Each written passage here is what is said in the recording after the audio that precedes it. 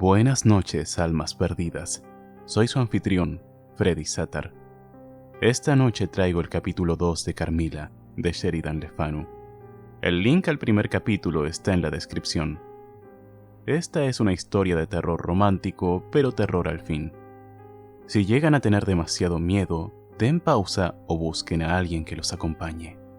Se dejarán 3 segundos de silencio por si alguien quiere retirarse.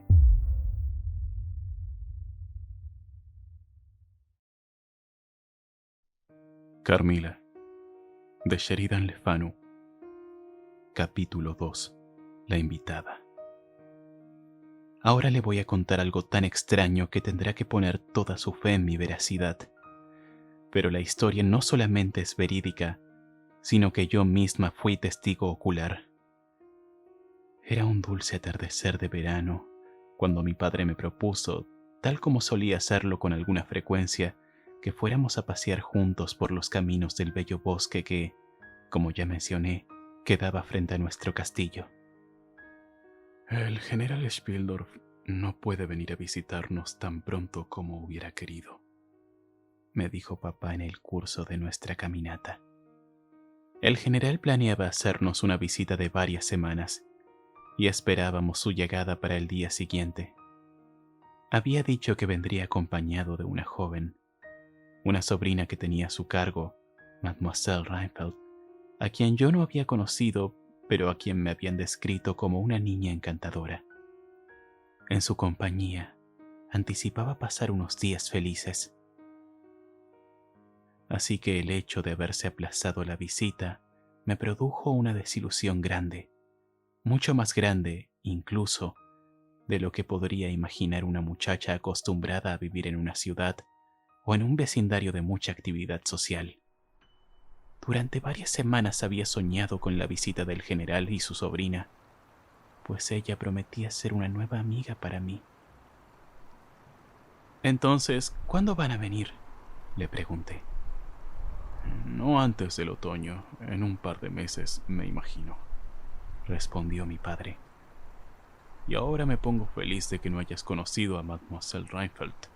¿Por qué?, le pregunté, mortificada y a la vez curiosa. Porque la pobre muchacha ha muerto, respondió. Se me olvidó que no te lo había contado, pero tú no estabas conmigo cuando recibí la carta del general esta tarde. Quedé aterrada. 6 o 7 semanas antes, en una primera carta, el general había mencionado que la niña no estaba tan bien de salud como él quisiera, pero nada indicaba ni la remota sospecha de que existiera un peligro. Aquí tienes la carta del general, me dijo papá al entregármela. Me temo que el general está hondamente afectado. Me parece que ha redactado esta carta en un estado lamentable de angustia. Nos sentamos en una banca rústica, a la sombra de unos limeros. Nos encontrábamos a la orilla del arroyo que corre al lado de nuestro castillo, debajo del viejo puente de piedra que serpentea, como ya he dicho, entre una cantidad de nobles árboles. De hecho, la corriente fluía prácticamente a nuestros pies. En el horizonte silvestre se estaba poniendo el sol con todo su melancólico esplendor, y en el agua se reflejaba el rojo vivo del cielo que poco a poco se iba destiñendo. La carta del general Spieldorf era tan extraordinaria, tan vehemente, y en algunos apartes tan contradictoria que la tuve que leer 2 veces. La segunda vez en voz alta para mi padre, y aún así no fui capaz de entender bien lo que había pasado, aparte del hecho de que el general parecía estar casi enloquecido. La carta decía lo siguiente: He perdido a mi amada hija, pues como tal la quería. Durante los últimos días de la vida de Berta no me sentí capaz de escribirle. En un comienzo no tenía ni idea del peligro que corría. La he perdido.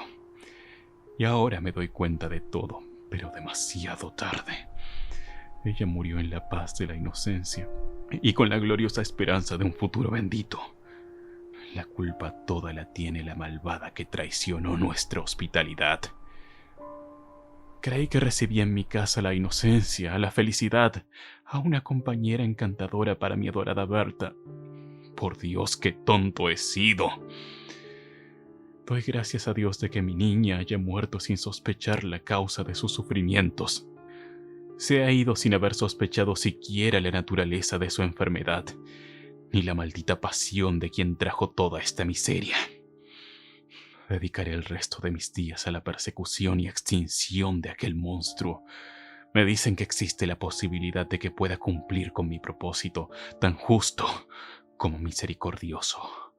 Por el momento, no encuentro más que un mero resquicio de esperanza, un tenue rayo de luz para guiarme. Maldigo mi presumida incredulidad, mi despreciable afectación de superioridad, mi ceguera, mi terquedad, todo. Pero demasiado tarde. En este momento, no puedo escribir ni hablar con calma. Mi mente está turbada. Tan pronto me haya recuperado un poco, pienso dedicarme durante un tiempo a hacer pesquisas, cosa que posiblemente significaría un viaje hasta Viena. En algún momento, cuando llegue el otoño, es decir, en un par de meses, o tal vez antes si aún estoy vivo, espero ir a verlo, es decir, si me lo permite, y entonces le contaré lo que en este momento no me atrevo a poner en papel. Hasta luego. Rece por mí, querido amigo. Con estas palabras terminó tan extraña carta. A pesar de no haber visto nunca a Berta Reinfeldt, se me llenaron los ojos de lágrimas al enterarme tan súbitamente de lo sucedido. Quedé asustada, además de profundamente desilusionada. Ahora se había acostado el sol. A la luz del crepúsculo, devolví a mi padre la carta del general. Era un atardecer suave, de cielo despejado, y nos quedamos sentados allí, especulando sobre la posible significación de las violentas e incoherentes frases que yo acababa de leer. Nos faltaba caminar más de 1 kilómetro antes de llegar a la carretera que pasa por delante del castillo, y mientras tanto salió la luna, iluminándolo todo. En el puente levadizo nos encontramos con Madame Perrodon y Mademoiselle de la Fontaine, quienes habían salido, las cabezas descubiertas, para disfrutar el exquisito claro de luna. Al acercarnos, oímos sus voces dialogando en animada cháchara, y nos reunimos con ellas al pie del puente levadizo para admirar la belleza de la escena. Frente a nosotros se distinguía el claro que acabábamos de atravesar. A nuestra izquierda, la estrecha vía zigzagueaba a la sombra de majestuosos árboles hasta perderse de vista entre la densidad del bosque. A la derecha, la misma carretera pasa por encima del alto y pintoresco puente, cerca de una torre en ruinas que una vez vigilaba el paso, y más allá del puente se eleva una montaña empinada, cubierta de árboles. En la penumbra del bosque se divisan algunas rocas grises invadidas por la hiedra. Sobre el césped y todo el terreno llano avanzaba lentamente una delgada capa de niebla que parecía humo, y a lo lejos se divisaba una que otra curva del río en la que la luna producía por momentos unos breves destellos de luz. Imposible imaginar una escena más dulce o más apacible. Aunque la noticia que acababa de recibir transmitía todo un tono melancólico, nada podía mal lograr ese ambiente de profunda serenidad, ni la gloria encantada y la hermosa nebulosidad de aquel panorama.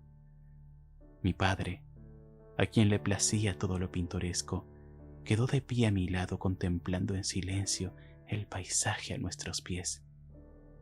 Las dos buenas mujeres conservaban una discreta distancia de nosotros. Discurrían acerca de la escena y alababan con elocuencia la belleza de la luna.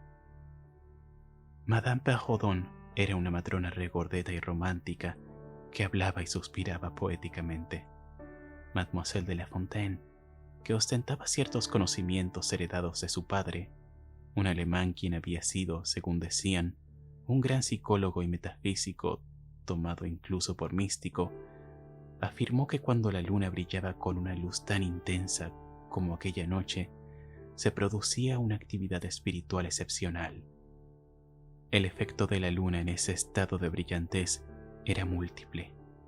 Ejercía su influencia sobre los sueños y sobre los locos también, y sobre personas nerviosas. Poseía una maravillosa potencia física relacionada con la vida. Mademoiselle contó cómo su primo, marinero en un barco de la marina mercante, al quedarse dormido sobre el planchón del barco en una noche similar, acostado boca arriba con su rostro iluminado totalmente por la luna, después de soñar con una anciana que le arañaba la cara, despertó con sus facciones horriblemente distorsionadas. Su rostro nunca recuperó su forma normal. «Esta noche», dijo, «la luna está plena de influencias idílicas y magnéticas. Miren, si se voltean y contemplan la fachada del castillo que está a sus espaldas, verán cómo todas sus ventanas despiden destellos de luz de un esplendor argénteo, como si unas manos invisibles hubieran prendido las luces en las habitaciones para recibir a unos huéspedes hechizados». Era un típico momento cuando uno sufre una suerte de indolencia y, aunque no tiene ganas de hablar, disfruta de la charla de otros cuando llega a sus oídos. Así me deleitaba el tintineo de la conversación de las dos mujeres. «Esta noche he sucumbido a uno de mis ratos de melancolía», me dijo papá, después de un silencio, y antes de pronunciar una cita de Shakespeare, cuya obra solía leerme en voz alta para que mantuviéramos vivo el inglés. «En verdad, no sé por qué estoy tan triste. Me fatiga. Me dices que te fatiga también a ti. Pero como llegue a ya no me acuerdo del resto», continuó. «Pero siento como si un inmenso e inminente infortunio pendiera sobre nosotros. Debe ser que la angustiada carta del pobre general tiene que ver con ello». En ese preciso momento, nuestra conversación fue interrumpida por el sonido inusual de las ruedas de un coche y el batir de cascos en la carretera. El ruido parecía proceder de la tierra alta que daba al viejo puente. Y efectivamente, en ese momento toda una comitiva emergió de ese punto. Primero, 2 jinetes cruzaron el puente, seguidos de un coche tirado por 4 caballos, con 2 hombres montados detrás. Evidentemente era el coche de una persona de alto rango, y al instante quedamos fascinados frente a un espectáculo tan inusitado. Pocos instantes más tarde, el espectáculo se volvió aún más interesante, ya que, apenas pasada la cumbre del alto puente, uno de los caballos que tiraban el coche, el que iba adelante, se asustó. Su pánico contagió a los demás y luego de corcovear desesperadamente, todos arrancaron en un galope desenfrenado y, sobrepasando a los jinetes que iban en primera fila, vinieron tronando, desbocados hacia nosotros a la velocidad de un huracán. A lo dramático de la escena se agregó un elemento más doloroso aún: los largos y terroríficos gritos de una voz femenina que emergían de la ventanilla de la carroza. Nos acercamos todos, inspirados por una mezcla de curiosidad y horror. Yo en silencio, los demás con variadas expresiones de temor. No íbamos a quedar en suspenso por mucho rato. Justo antes de llegar al puente levadizo del castillo, siguiendo la ruta que ellos habían tomado, hay un magnífico limero al borde de la carretera. Frente a este árbol se encuentra una antigua cruz de piedra. Ahora, al ver la cruz, los caballos, que venían a una velocidad aterradora, dieron un viraje abrupto, haciendo que las ruedas del coche se montaran sobre las raíces del árbol. Yo sabía lo que iba a pasar. Me cubrí los ojos, pues no fui capaz de mirarlo. Volté la cabeza para otro lado y, en ese momento, oí un grito de una de las 2 señoras amigas, quienes se habían alejado un poco de nosotros. Finalmente la curiosidad me hizo abrir los ojos. y lo que contemplé fue una escena de confusión total. 2 de los caballos estaban echados en la tierra. El coche se recostaba sobre un lado con 2 ruedas en el aire. Los hombres se dedicaban a soltar los tirantes del arnés, y una señora, de aspecto imponente y de un aire imperioso, había descendido del coche y quedaba de pie retorciéndose las manos y, de vez en cuando, levantando un pañuelo para enjuagarse los ojos. Acto seguido, por la portezuela de la carroza sacaron en brazos a una mujer joven, aparentemente sin vida. Mi viejo y querido padre ya se encontraba al lado de la señora, sombrero en mano, evidentemente ofreciendo su ayuda y los recursos de su castillo. La señora parecía no escucharlo, o más bien, no poder hacer otra cosa que observar a la delgada muchacha, a quien pusieron a descansar en el terraplén. Me acerqué. La muchacha se veía aturdida, pero por fortuna no estaba muerta. Mi padre, que se preciaba de poseer buenos conocimientos médicos, acababa de colocar los dedos en su muñeca y le aseguraba a la señora, quien se declaró ser la madre de la joven, que su pulso, aunque tenue e irregular, todavía se distinguía sin la menor duda. La señora se juntó las manos y miró hacia el cielo, como una expresión momentánea de gratitud, pero interrumpió enseguida con un gesto dramático y teatral que, según entiendo, es natural en ciertas personas. Era lo que llaman una mujer atractiva para sus años, y habrá sido muy hermosa cuando joven. Era alta pero no demasiado delgada. Vestía terciopelo negro y, aunque pálida, su cara revelaba una persona soberbia y acostumbrada a mandar, a pesar de estar ahora extrañamente agitada. Me acerqué para verla mejor. ¿Existe otra que haya nacido para aguantar tantas calamidades?, le oí decir nuevamente retorciéndose las manos. Heme aquí, en un viaje de vida o muerte. Un viaje en el que perder 1 hora significa posiblemente perderlo todo. Mi hija no se habrá recuperado lo suficiente como para poder acompañarme y ¿quién puede saber por cuánto tiempo tengo que abandonarla? No puedo esperar. No me atrevería a demorarme.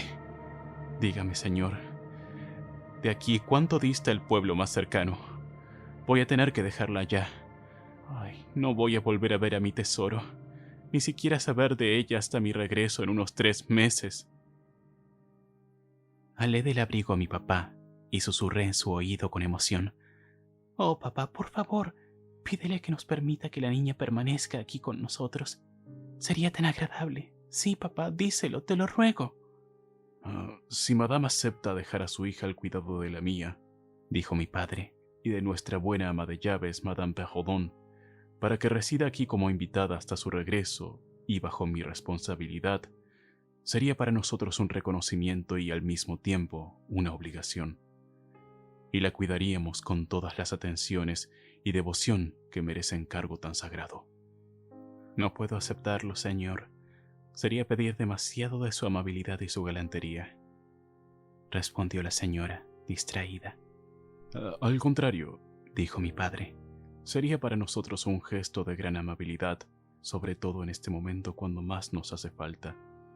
Mi hija acaba de sufrir una desilusión debido a un evento cruel que le ha privado de una visita largamente esperada, una visita que le habría proporcionado mucha felicidad. Si usted fuera a confiar a esta joven a nuestro cuidado, sería el mejor consuelo para mi hija. El pueblo más cercano está lejos y no goza de ningún hospedaje digno de recibir a su hija. No puedo permitir que continúe un viaje que evidentemente será largo sin que corra peligro. Si es verdad, como usted ha dicho, que no puede suspender el viaje, tendrá que separarse de ella esta misma noche, y en ningún lugar podrá dejarla con tantas y tan honestas manifestaciones de un tierno cuidado como el que encontrará aquí. Había algo en el aire de esta señora y en su figura de tanta distinción e incluso de impotencia y en su manera de ser tan agradable que dejaba a uno impresionado. Y eso aparte de su elegante comitiva y la sensación inequívoca de que se trataba de un personaje importante. Ya habían levantado la carroza. Estaba puesta en posición para andar de nuevo y los caballos se habían calmado y tenían sus arneses otra vez en orden. La señora echó a su hija una mirada que no me pareció tan afectuosa como hubiera esperado a la luz de la escena inicial. Luego, con un gesto discreto, llamó a mi padre a un lado y se alejó con él unos pasos para que estuvieran fuera del alcance de nuestros oídos. Observé cómo le habló con una expresión fija y severa, muy diferente de la que había tenido cuando hablaba unos momentos antes. Me sorprendió mucho que mi padre no pareciera haber notado el cambio. Me dio una curiosidad insaciable por saber qué era lo que ella le estaba diciendo prácticamente pegada a su oído. Lo decía además con tanta intensidad y tan rápido. Estuvieron ocupados así durante 2 minutos, o 3 cuando mucho. Terminada la conversación, ella se volteó y dando unos cortos pasos, llegó a donde yacía su hija en brazos de Madame Perrodon. Terminada la conversación, ella se volteó y dando unos cortos pasos, llegó a donde yacía su hija en brazos de Madame Perrodon.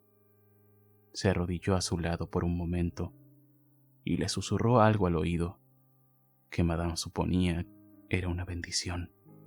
Luego deprisa le plantó un beso en la frente e inmediatamente se levantó. Entró en el coche, la portezuela se cerró. 2 lacayos de elegantes atuendos subieron a ocupar sus puestos en la parte de atrás. Los jinetes acompañantes espolearon sus bestias. Los postillones soltaron latigazos. Los caballos corcoveaban antes de arrancar a un medio galope que amenazaba con convertirse pronto en galope veloz, y el coche partió en estampida, con los 2 jinetes auxiliares siguiendo por detrás al mismo acelerado ritmo de todos.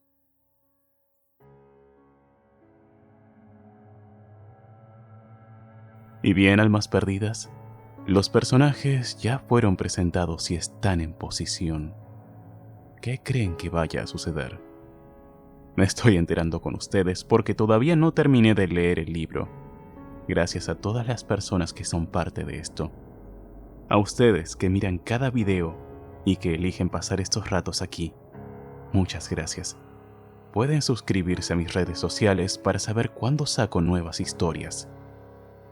Hasta la próxima pesadilla. Soy Freddy Satar.